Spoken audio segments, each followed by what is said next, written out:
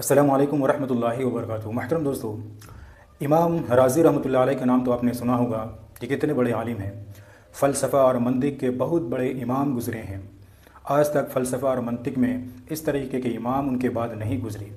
उनका जब इंतकाल के वक्त करीब आता है और वो जब बिस्तर मृग पर पड़े रहते हैं तो शैतान भी उसके पास बड़ा वाला शैतान आता है, क्योंकि जो जितना बड़ा इल्म वाला होता है, जितना बड़ा जानकार होता है, उसके पास शैतान भी उतना ही नॉलेज के और उसी के एतबार से आते हैं।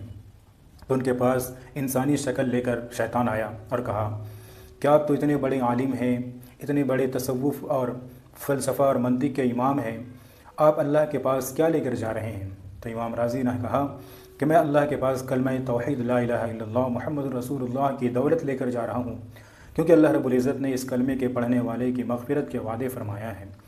तो शैतान ने कहा कि तुम तौहीद के कायल हो, अल्लाह को एक मानते हो, क्या तुम्हारे पास अल्लाह को एक मानने पर कोई दलील है? हज़रत इमाम ग़ज़ाली रहमतुल्लाह अलैह चूँकि मंतिक और फ़लसफ़ा के इमाम थे, उन्होंने अपनी ज़िंदगी में तौहीद के बड़े बड़े दलाइल दिए हैं। एक के बाद एक कर कर उन्होंने दलील देने पेश की, तो शैतान ने हर एक दलील को काट दी। यहाँ तक कि इमाम साहब ने 101 दलीलें पेश की और उन 101 दलीलों को शैतान ने उस पर एतराज़ किया और दलील को काट दी। इमाम साहब भी बेचैन हो गए कि आज मुझे क्या हो गया है कि हर दलील शैतान काट दे रहा है।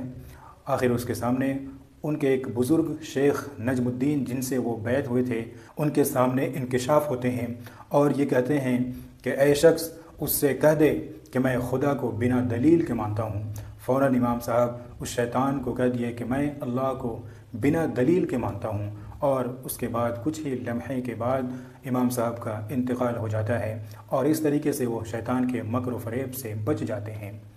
अब अंदाज़ा करें कि शैतान जाते जाते वक्त भी बड़े से बड़े आलिम को भी चौकन्ना कर देता है और उसको इस बात पर मजबूर कर देता है कि वो जाने से पहले उसका जहन और दिमाग में खुदा की वहदानियत के मुताल्लिक़ जो अक़ीदे हैं वो मुतज़लज़ल हो जाए।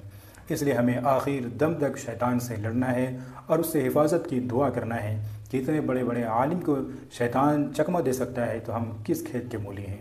अल्लाह रब्बुल इज़्ज़त हम तमाम को ईमान पर ख़ात्मा अता फ़रमाए।